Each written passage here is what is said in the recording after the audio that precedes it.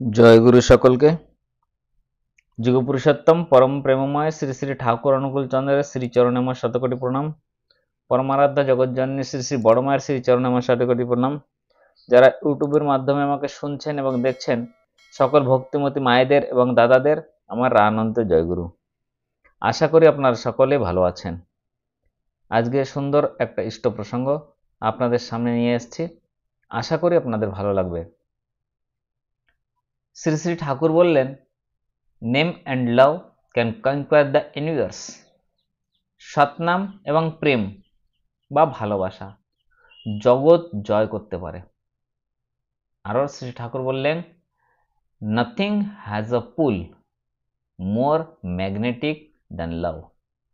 প্রেমের মতো আকর্ষণকারী বা আর কে?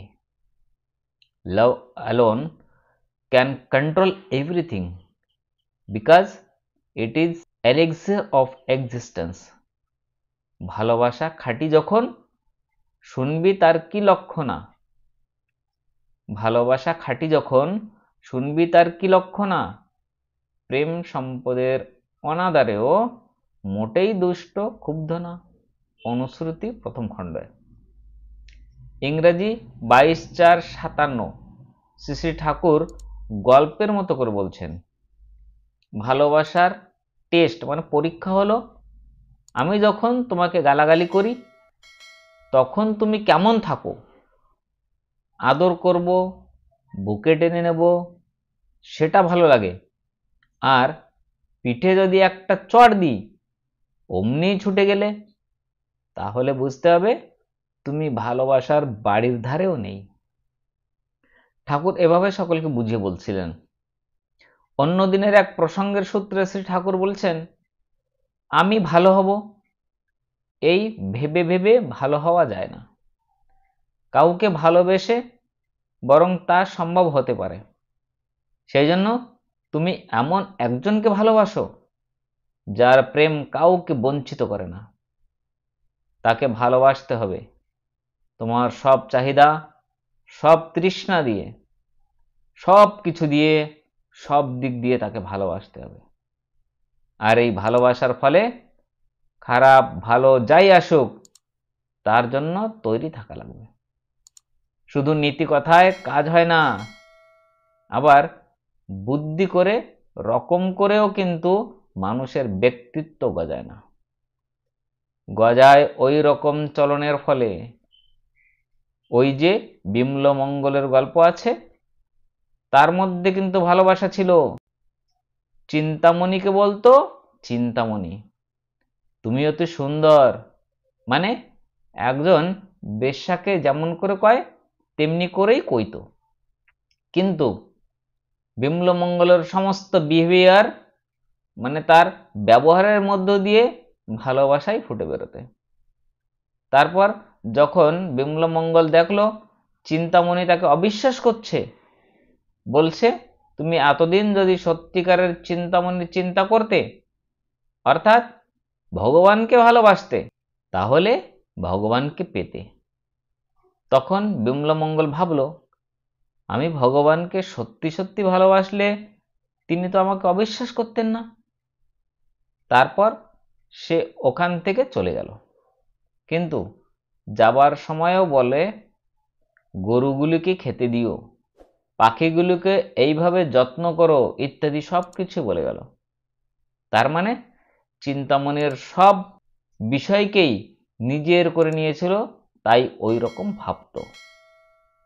এদিকে চিন্তামণি ভাবিছিল ও মিনসে যাচ্ছে, এমনি আসবে না, আমার জন্যে যে মড়া ধরে নদী পার হতে পারে সে কতদিন আর বাইরে থাকবে। তারপর একদিন যায়, দুদিন যায়, 3 দিন যায়, বিমলমঙ্গল আর ফিরে আসে না। তখন চিন্তামণি পাগলের মতো হয়ে ওঠে, আর না পেরে শেষে বেরিয়ে পড়ল। খোঁজ খোঁজ সব জায়গায় খোঁজে, আর পায় না। শেষে আশ্রমে যে উপস্থিত হয় এবং জিজ্ঞাসা করে, এখানে কি সেই রকম কেউ আছে? সংবাদ পেয়ে বিমলমঙ্গল বেরিয়ে এলো। এসে চিন্তামণিকে দেখেই এই রকম ভাবে বলেই হাত দুখানা সামনের দিকে বাড়িয়ে দিয়ে অপূর্ব নাটকীয় ভঙ্গিতে বললেন, চিন্তামণি প্রেম শিক্ষাদাত্রী, গুরু আমার, বলে এগিয়ে গেল। তখনও কাঁদে, এও কাঁদে। এইভাবে এক একজনের এক একভাবে হয়। রত্নাকরের হয়েছিল, অজমিলেরও হয়েছিল, সময় হলেই সবার হয়ে থাকে। ওই যে রবীন্দ্রনাথের লেখা আছে, অজি রজনীত হয়েছে, সময় এসেছি বাস বদত্তা। দীপরক্ষী তৃতীয় খণ্ডের থেকে নেওয়া হয়েছে। এভাবেই পরম দয়াল পরম প্রেমময় শ্রী ঠাকুর অনুকূলচন্দ্র ভালোবাসা মানে কি, কি করে ভালোবাসলে আপন হওয়া যায়, এভাবে ভক্তদের সঙ্গে কথাবার্তার মধ্যে দিয়ে তিনি আলাপ আলোচনা করছিলেন। আশা করি আজকের ইষ্ট প্রসঙ্গ আপনাদের যদি ভালো লাগে এই চ্যানেলটি সাবস্ক্রাইব করবেন এবং সবাইকে শেয়ার করবেন। তাহলে দেখা হবে আর একটি সুন্দর বিষয়ের মাধ্যমে, আর একটি ভিডিওর মাধ্যমে আপনাদের সঙ্গে। আপনাদের সকলের মঙ্গল প্রার্থনা পরম প্রেমময় শ্রী শ্রী ঠাকুর অনুকূলচন্দ্রের শ্রীচরণে করে আজকের ইষ্ট প্রসঙ্গ এখানেই সমাপ্ত করছি। এই ভিডিওটা শেয়ার করবেন যারা ঠাকুরকে ভালোবাসে, প্রকৃত ভালোবাসে, যারা পরম প্রেমময় শ্রী ঠাকুর অনুকূলচন্দ্রের ইষ্ট প্রসঙ্গ শুনতে চায়, তাদের কাছে পৌঁছে গেলে তারাও মহা আনন্দে পরম প্রেমময় শ্রী ঠাকুর অনুকূলচন্দ্রের ইষ্ট প্রসঙ্গ শোনার জন্য আগ্রহ হবেন এবং তারাও পরম প্রেমময় শ্রী ঠাকুর অনুকূলচন্দ্রকে বুঝতে পারবেন। ঠাকুর অনুকূলচন্দ্র যে পঞ্চনীতি দিয়েছেন, যজন যজন ইষ্টবৃত্তি সস্তরী সদাচার, সেই পঞ্চনীতিকে পালন করেও তারা নিজের জীবনকে জয়ী করতে পারবেন, তারা নিজের জীবনকে ধন্য করতে পারবেন। তাই সকলের কাছে এই ভিডিওটা শেয়ার করবেন।